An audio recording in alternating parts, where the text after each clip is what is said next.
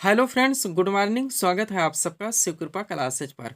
दोस्तों, इस वीडियो में हम लोग आरपीएफ कांस्टेबल व एसआई एग्जाम 2024 के आज शिफ्ट में पूछा सकने वाले मोस्ट इंपॉर्टेंट जीके जीएस व करंट अफेयर्स के प्रश्नों को सॉल्व करेंगे। दोस्तों, आपके एग्जाम्स में जीके जीएस व करंट अफेयर्स के जितने भी टॉपिक से क्वेश्चंस पूछे जाने हैं, उन सभी टॉपिक्स को कलेक्ट करके ए टू जेड एक एक क्वेश्चन व एक एक फैक्ट चुन चुन के डाला गया है। इसके अलावा आपके प्रीवियस ईयर एग्जाम्स के प्रश्नों को भी शामिल किया गया है।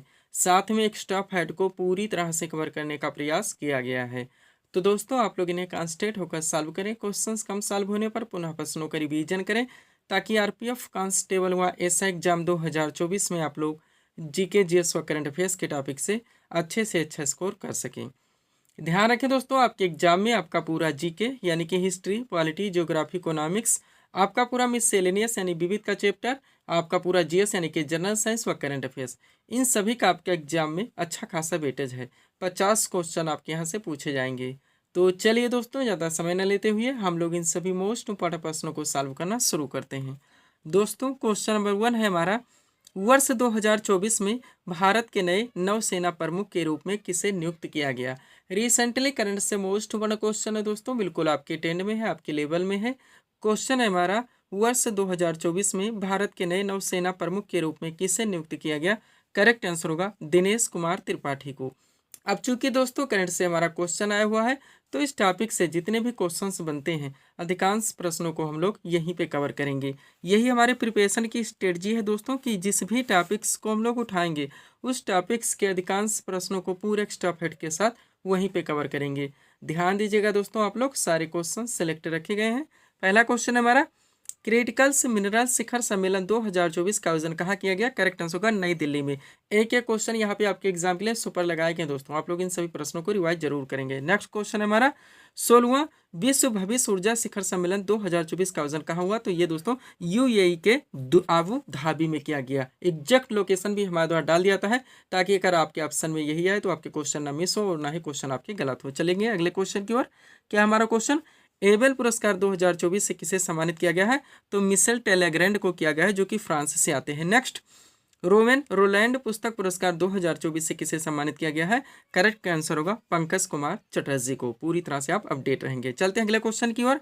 क्या हमारा क्वेश्चन, समुद्र लक्ष्मण 2024 अभ्यास का आयोजन भारत और किस देश के मध्य किया गया। तो मलेशिया के मध्य में। कैसे भी क्वेश्चन ये तोड़ मरोड़ के पूछाते हैं जा सकते हैं दोस्तों, आप लोग ध्यान रखेंगे आप लोग। तो समुद्र लक्ष्मण 2024 क्या है, एक अभ्यास है जो कि भारत और मलेशिया के बीच में किया गया है। नेक्स्ट, राष्ट्रीय प्रौद्योगिकी दिवस 2024 हाल ही में कब मनाया गया है। तो 11 मई को। और इसी के साथ देखेंगे विश्व प्रवासी पक्षी दिवस 2024, सुपर क्वेश्चन रहेगा आपके एग्जाम के लिए। हाल ही में कब मनाया गया है, तो 11 मई को। नेक्स्ट देखेंगे, अंतर्राष्ट्रीय नर्स दिवस 2024 हाल ही में कब मनाया गया है। तो दोस्तों ये 12 मई को। आगे बढ़ते हैं नेक्स्ट क्वेश्चन की ओर। क्या हमारा क्वेश्चन, दोस्तों 30वीं Sultan Azlan Shah hockey trophy 2024 किसने जीता है। तो जापान ने। देखिए क्वेश्चन में कैसे मिस दोस्तों मेंशन कर दिए। डाकली पूछा था सुल्तान अजलान शाह ट्रॉफी किस खेल में दी जाती है, तो हॉकी में, इसलिए क्वेश्चन में ही मेंशन कर दिए। इसलिए मैं दोस्तों रिवीजन व पीडीएफ के बारे में आप लोगों को बार बार बताता रहता हूँ।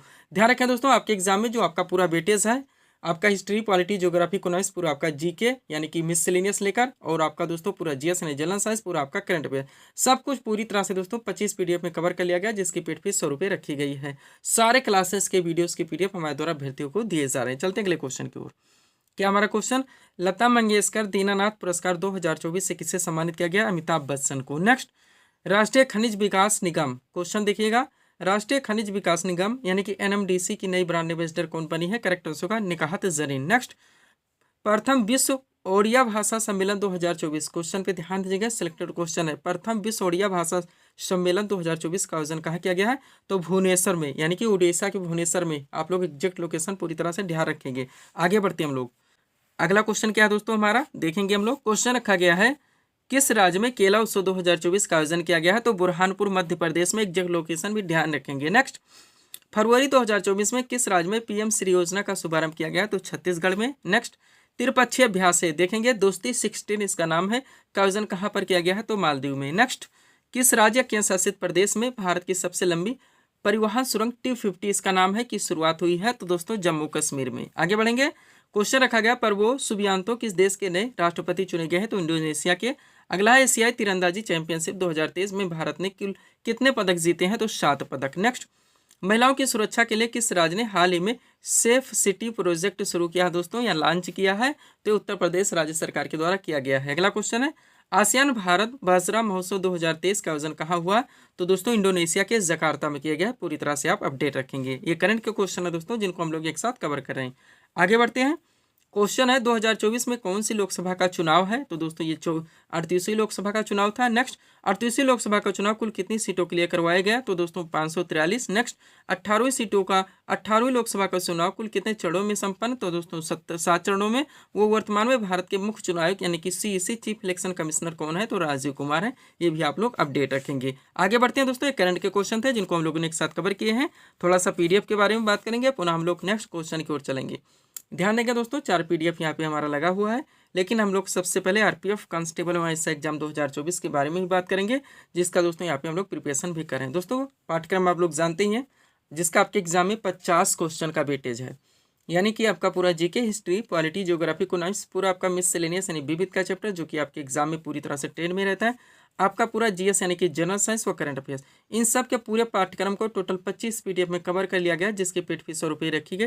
व्हाट्सअप नंबर आप लोगों के सामने, जहां पर आप जुड़कर पीडीएफ ले सकते हैं। सेकंड पीडीएफ दोस्तों हमारा ये भी पूरी तरह से कंप्लीट नया वर्जन कर दिया गया है। बिहार एसएससी और बिहार पुलिस कांस्टेबल का कंबाइंड पीडीएफ है, जो कि अभ्यर्थियों को दिया जा रहा है। नेक्स्ट पीडीएफ दोस्तों यूपी पुलिस कांस्टेबल एग्जाम 2024, ये भी नया वर्जन पूरी तरह से रेडी कर दिया गया है, अभ्यर्थियों को दिया जा रहा है। पेड फीस इसकी भी 100 रुपये रखी गई है। नेक्स्ट लास्ट पीडीएफ की बात करेंगे दोस्तों, तो एसएससी सिपाही एग्जाम 2024 के नाम से रेडी किया गया है। ये पीडीएफ आपका दोस्तों एसएससी के द्वारा जितने भी एग्जाम्स करवाए जाते हैं, चाहे आपका सीजीएल हो, इसके अलावा सीएचएसएल, एमटीएस या फिर जीडी, इन सब के पाठ्यक्रम को पूरी तरह से कवर कर रहा है। चलते हैं अगले क्वेश्चन की ओर। एक बात कहना चाहेंगे दोस्तों, जितने लोग पीडीएफ ले चुके हैं, ले रहे हैं, आप लोग पीडीएफ को अच्छे खासे ढंग से रिवाइज कीजिए। दोस्तों आप लोग जानते हैं कि सेट पर कितने लोग फाइट करते हैं, तो भीड़ से अलग होकर कुछ अच्छा आप लोगों को करना पड़ेगा। क्वेश्चन क्या अगला हमारा, स्वेज नहर किन दो सागरों को आपस में जोड़ती है? लाल सागर को भूमध्य सागर से। सुपर क्वेश्चन है, सुपर टॉपिक से, ट्रेंडिंग टॉपिक से आपके आया हुआ है दोस्तों। यहाँ पे हम एक सीट लगा दिए हैं आपके इस टॉपिक से, यानी कि जितने भी दोस्तों इस टॉपिक से क्वेश्चंस बनते हैं सबको पूरी तरह से कवर कर लिया गया है। अगर इस सीट को आप लोग पूरी तरह से रिवाइज रखते हैं तो इस टॉपिक से कोई भी क्वेश्चंस आपके एग्जाम में आते हैं ना क्वेश्चन आपके मिस होंगे, ना ही दोस्तों गलत होंगे। यहाँ पे लोकेशन भी बता दी गई इस सीट में, ताकि कैसे भी क्वेश्चन घुमा के पूछे जाए, आपके क्वेश्चन एग्जाम में मिस ना हो और ना ही गलत हो। तो चलिए शुरू करते हैं हम लोग। क्वेश्चन है हमारा, स्वेज नहर किन दो सागरों को आपस में जोड़ती है? करेक्ट आंसर होगा लाल सागर को भूमध्य सागर से। अब यहाँ देखिएगा, एक तरफ पहले प्रमुख नहरों के नाम है, फिर उनके लोकेशन यानी स्थिति और किनको किससे जोड़ती है, ये भी पूरी तरह से मेंशन है। चलिए शुरू करते हैं। सबसे पहले सू नहर, मोस्ट इंपॉर्टेंट, ये सारे ऐसे हैं दोस्तों, आप देखेंगे आपके एग्जाम में बराबर पूछे जाते हैं और रिपीट होते रहते हैं। सू नहर की बात की जाए तो संयुक्त राज्य अमेरिका में है, सुपीरियर झील को ह्यूरन झील से जोड़ती है। नेक्स्ट इरी नहर की बात की जाए तो ये भी संयुक्त राज्य अमेरिका में ही है, जो कि इरी झील को मिशिगन झील से जोड़ती है। की नहर की बात की जाए तो जर्मनी में है, जो उत्तरी सागर को बाल्टिक सागर से जोड़ती है। डान या वोल्गा नहर की बात की जाए रूस में है, रोस्टोव लेनिनग्राड के बीच में, यानी दोनों को आपस में जोड़ती है। आगे बढ़ते हैं। अगला आपका क्या दोस्तों, केपी नहर। क्या है केपी नहर, जो कि भारत में है, या आंध्र प्रदेश और तमिलनाडु के बीच में, पूरी तरह से अपडेट रखेंगे। स्वेज नहर की बात की जाए तो मिस्र में है, जो कि लाल सागर को भूमध्य सागर से जोड़ती है। और पनामा नहर आपका पनामा है दोस्तों, ये अटलांटिक महासागर को प्रशांत महासागर से जोड़ती है। पूरी तरह से आप अपडेट रखेंगे। चलते हम लोग अगले क्वेश्चन की ओर। अगला क्वेश्चन हमारा क्या लगा है दोस्तों, सूर्योदय का देश किस देश का भौगोलिक उपनाम है? आपका ट्रेंडिंग एवरग्रीन टॉपिक है, सब कुछ आपके पाठ्यक्रम में पूरी तरह से मेंशन है। जहां जहां से आपके एग्जाम में दोस्तों जिस टॉपिक से क्वेश्चंस बने, सबको पूरी तरह से हमारे द्वारा कवर कर लिया गया है। क्वेश्चन रखा गया, सूर्योदय का देश किस देश का भौगोलिक उपनाम है? तो इस जापान का है। अब दोस्तों यहाँ से रिलेटेड बहुत सारे क्वेश्चंस बनते हैं, जो कि दोस्तों बहुत सारी कंट्रीज हैं, सिटीज़ हैं, जो कि दोस्तों भौगोलिक उपनाम से के नाम से जाने जाते हैं और आपके एग्जाम में बराबर पूछे जाते हैं।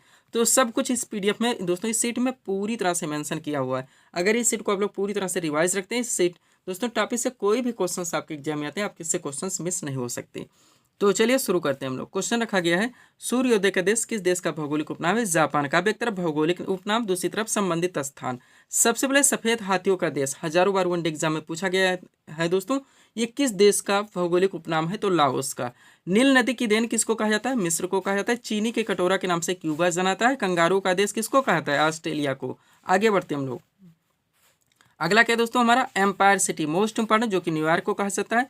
रोटी का दोस्तों संसार का रोटी भंडार जो कि उत्तरी अमेरिका का प्रेरिस मैदान है। डॉक्टिव क्वेश्चन बता, प्रेरिस मैदान किस देश में, तो उत्तरी अमेरिका में। हजार झीलों के देश के नाम से फिनलैंड जाना जाता है। मध्यरात्रि के सूर्य का देश नॉर्वे को कहता है।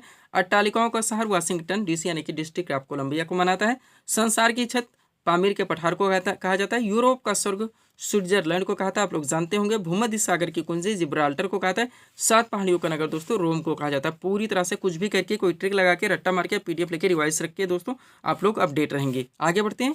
क्या दोस्तों, लौंग का द्वीप जंजीबार को कहता है जो कि अफ्रीका में है। एडियाटिक की रानी वेनिस इटली को कहता है। पवित्र भूमि यरूशलेम को चीन का शोक हांगो जो नदी उसको मनाता है। निश्चित शहर लहासा तिब्बत को, और शाश्वत नगर रोम को मनाता है। पूरी तरह से अपडेट रखेंगे। पीडीएफ के बारे में ऑलरेडी बात हो चुकी है, सारे नए वर्जन पूरी तरह से रेडी हैं। कंबाइन है सबसे पहले हमारा Bihar SSC Bihar police constable का, फिर है दोस्तों आरपीएफ कांस्टेबल वैसा एग्जाम 2024, एसएससी सीपीएस एग्जाम 2024 और यूपी पुलिस कांस्टेबल एग्जाम 2024। बढ़ते हम लोग अगले क्वेश्चन की ओर।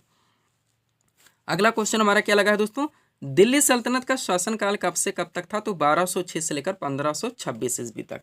मोस्ट बड़ा क्वेश्चन आया कहाँ से, दिल्ली सल्तनत से दोस्तों। यहाँ से आप जानते हैं पूरा आपका मिडवल हिस्ट्री का पार्ट हो जाता है। तो इस टॉपिक से बहुत सारे फैक्ट निकलते हैं दोस्तों, बहुत सारे क्वेश्चंस बनते हैं आपके एग्जाम के लिए। तो यहाँ पे सीट लगा दिया दोस्तों A to Z, बहुत सारे क्वेश्चंस इसमें, बहुत सारे फैक्ट कवर किए गए हैं। अगर इस सीट को आप लोग A to Z पूरी तरह से रिवाइज रखते हैं तो आपके एग्जाम के लिए बहुत सारे क्वेश्चंस आपको दोस्तों एक साथ कवर हो जाएंगे। तो चलिए शुरू करते हैं। 1206 से लेकर 1526 ईस्वी के बीच में मोस्ट क्वेश्चंस निकलते हैं, सबको पूरी तरह से दोस्तों आपके एग्जाम के लिए कवर कर लिया गया है। तो चलिए शुरू करते हैं। क्वेश्चन था हमारा, दिल्ली सल्तनत का शासनकाल कब से कब तक था, तो 1206 से लेकर 1526 तक। अब A to Z सारे फैक्ट आप कवर कीजिए। पहला पॉइंट है, भारत पर पहला सफल मुस्लिम आक्रमण मोहम्मद बिन कासिम ने 712 ईस्वी में किया था। उसने सिंध एवं मुल्तान को जीत लिया था। एक एक पॉइंट ध्यान रखेंगे। नेक्स्ट, महमूद गजनबी ने 1001 से 1027 ईस्वी के बीच में भारत पर 17 आक्रमण किए थे। इनमें 1025 ईस्वी में सोमनाथ के शिव मंदिर पर किया गया आक्रमण सबसे प्रसिद्ध था। ध्यान रखेंगे, एक एक दोस्तों सेंटेंस से कई क्वेश्चन बन रहे हैं जो कि आपके एग्जाम में बराबर पूछे जाते हैं। नेक्स्ट है, मोहम्मद गौरी को भारत में तुर्क सत्ता का संस्थापक माना था। ये भी आप लोग ध्यान रखेंगे, बेसिक चीजें थी। अब आगे बढ़िए। दिल्ली सल्तनत पर टोटल 5 राजवंशों ने शासन किया था। सब पहले क्रम से इनको देखिए, ये मिलाने के लिए हिस्ट्री से रिलेटेड किसी भी तरह से दोस्तों क्वेश्चन आपके एग्जाम में दे ही दिया जाता है।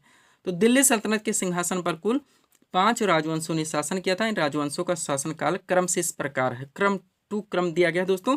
सबसे पहले आता है गुलाम वंश, जिसका शासनकाल 1206 से लेकर 1290 तक था। फिर है दोस्तों खिलजी वंश, जिसका शासनकाल 1290 से 1320 तक था। फिर है तुगलक वंश आता है, 1320 से लेकर 1414 तक इनका शासनकाल था। फिर है सैयद वंश, जिनका शासनकाल 1414 से लेकर 1451 तक। और लास्ट है लोधी वंश, जिसका शासनकाल 1451 से लेकर 1526 ईस्वी तक था। पूरी तरह से अपडेट रखेंगे। अब यहाँ से जितने क्वेश्चंस बनते हैं आपके एग्जाम के लिए सबको A to Z कवर किया गया है। कॉन्सेंट्रेट होकर आप लोग इन सभी प्रश्नों को रिवाइज के जरूर करेंगे।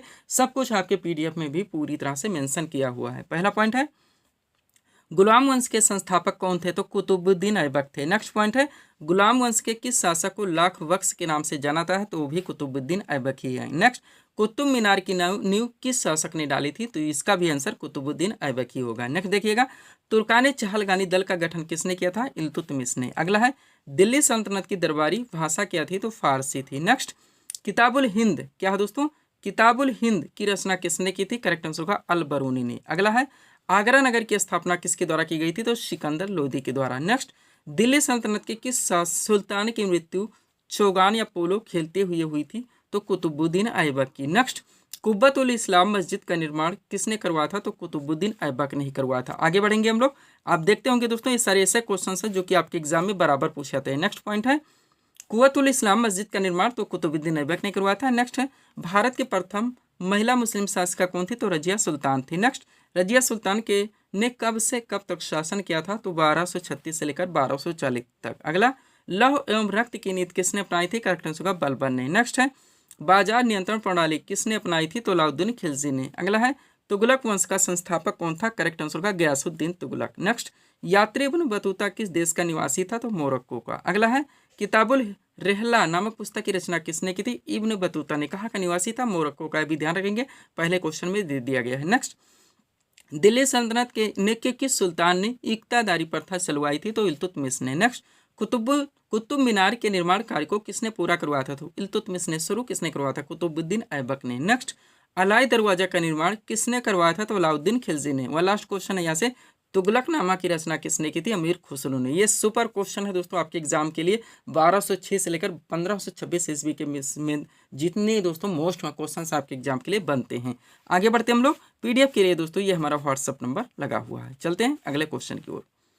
अगला क्वेश्चन हमारा क्या लगा है दोस्तों, देखेंगे आप लोग। क्वेश्चन रखा गया है, क्षेत्रफल, समय, आवेग, कार्य में सदिश राशि कौन सी? करेक्ट आंसर होगा आवेग। यानी कि यहाँ पे बताने का प्रयास किया गया दोस्तों हमारे द्वारा कि सदिश राशियाँ कौन कौन सी, उद्देश्य राशियाँ। अब यहाँ पे दोस्तों ऑप्शन अगर हम रख दें तो आपके कभी कंप्लीट ये टॉपिक नहीं हो सकते, आपका इधर का उधर हो जाएगा। इसलिए हम कम चाहते हैं कि कम से कम समय में आप लोग अपने सभी पाठ्यक्रम को पूरी तरह से कंप्लीट कर सकें, जो कि सब कुछ PDF में पूरी तरह से मेंशन कर दिया गया है। अब चलिए देखिएगा, पहले सदिश राशियाँ कौन कौन सी है, फिर अदिश राशियाँ। तो सदिश राशि की बात की जाए तो विस्थापन होगा, वेग होगा, त्वरण होगा, बल होगा, संवेग होगा, आवेग होगा, बल आघूर्ण होगा। अदिश राशि की बात की जाए तो द्रव्यमान होगा, दूरी होगा, क्षेत्रफल होगा, आयतन होगा, घनत्व होगा, समय होगा, ऊर्जा होगा, कार्य होगा, शक्ति होगा, विद्युत आवेश होगा और ताप होगा। पूरी तरह से अपडेट रखेंगे, कोई ट्रिक लगा के, रट्टा मार के, PDF लेके रिवाइज करके। चलते हम लोग अगले क्वेश्चन की ओर।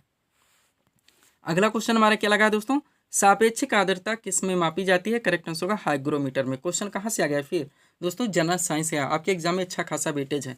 अब यहाँ पे दोस्तों हम एक सीट लगा दिए हैं, जनरल साइंस से हमारा क्वेश्चन है। तो इस टॉपिक से जो मोस्ट क्वेश्चंस निकलते हैं दोस्तों, जो कि आपके एग्जाम में बराबर पूछे जाते हैं, रिपीट होते रहते हैं, उन सभी प्रश्नों को दोस्तों यहाँ पे पूरी तरह से कवर करने का प्रयास किया गया। अगर इस सीट को रिवाइज रखते हैं तो जनरल साइंस के बहुत सारे क्वेश्चन आपके कवर हो जाएंगे। तो चलिए शुरू करते हैं हम लोग। क्वेश्चन है हमारा, सापेक्षिक आर्द्रता किस में मापी जाती है? हाइग्रोमीटर में। अब चलिए पहले क्वेश्चन की ओर। क्या है? तड़ित चालक किसके बनाए जाते हैं? तो तांबे के। नेक्स्ट है, फ्यूज तार की विशेषता क्या होती है? तो उच्च प्रतिरोध तथा निम्न गलनांक। रिवाइज जरूर करेंगे। नेक्स्ट, बिजली के फ्यूज का तार किससे बना होता है? तो टिन और शीशे की मिश्र धातु से। अगला है, अस्थायी चुंबक बनाने के लिए प्रयोग किया था? तो नर्म लोहा का। नेक्स्ट, ब्लैक होल सिद्धांत की खोज किसके द्वारा की गई थी? तो दोस्तों S चंद्रशेखर के द्वारा। नेक्स्ट, प्राकृतिक गैस में मुख्यतः क्या रहता है? तो मीथेन रहता है। अगला क्वेश्चन है, पृथ्वी पर सबसे अधिक मात्रा में पाए जाने वाला तत्व है? तो ऑक्सीजन है। नेक्स्ट, कोशिका का ऊर्जा गृह किसे कहा जाता है? तो माइटोकॉन्ड्रिया को। नेक्स्ट, कोशिका में प्रोटीन निर्माण का सक्रिय स्थल है? तो राइबोसोम है। आगे बढ़ेंगे हम लोग। अगला क्वेश्चन दोस्तों हमारा क्या है? क्वेश्चन रखा गया है, कोशिका की आत्महत्या की थैली कहलाता है? तो लाइसोसोम को कहा जाता है। नेक्स्ट, जीन शब्द का सर्वप्रथम प्रयोग किसने किया था? तो जोहानसन ने किया था। नेक्स्ट, ग्रेगर जॉन मेंडल ने किसका प्रतिपादन किया था? तो आनुवंशिकता के नियम का। ऐसे सारे क्वेश्चन पलट के भी पूछाते हैं, इसलिए रिवाइज जरूर रखिए दोस्तों। अब डॉक्टरी पूछा है, आनुवंशिकता के नियम का प्रतिपादन किसने किया था? तो ग्रेगर जॉन मेंडल ने। नेक्स्ट, जीन का सर्वप्रथम कृत्रिम संश्लेषण किसने किया था? हरगोविंद खुराना ने। फेवरेट क्वेश्चन है आपके एग्जाम के लिए। नेक्स्ट, उत्परिवर्तन के सिद्धांत के प्रतिपादक कौन थे? तो ह्यूगो डी व्रीज थे। नेक्स्ट, प्राकृतिक चयन का सिद्धांत किसने दिया था? चार्ल्स डार्विन ने। हजारों बार पूछा गया वनडे एग्जाम में। वही सीरीज का लास्ट क्वेश्चन हमारा, रक्त किस प्रकार का ऊतक है? करेक्ट आंसर होगा संयोजी ऊतक है। तो ये थे दोस्तों इस सीरीज के टॉप MCQs के प्रश्न, जिनको यहाँ पे हम लोगों ने सॉल्व किए हैं। उम्मीद है दोस्तों आप सभी लोगों ने सॉल्व किए होंगे और देखे होंगे कि यहाँ से आपके कितने प्रश्न सही हो रहे हैं। तो दोस्तों इसी तरह के वीडियोस के लिए आप हमारी स्टडी चैनल शिव कृपा क्लासेस से जुड़ें व चैनल को सब्सक्राइब करें, ताकि हमारे द्वारा दी जाने वाली सभी वीडियोस आप क्रम से सबसे पहले देख सकें। तो मिलते हैं दोस्तों हम नेक्स्ट वीडियोस में। Thanks for watching.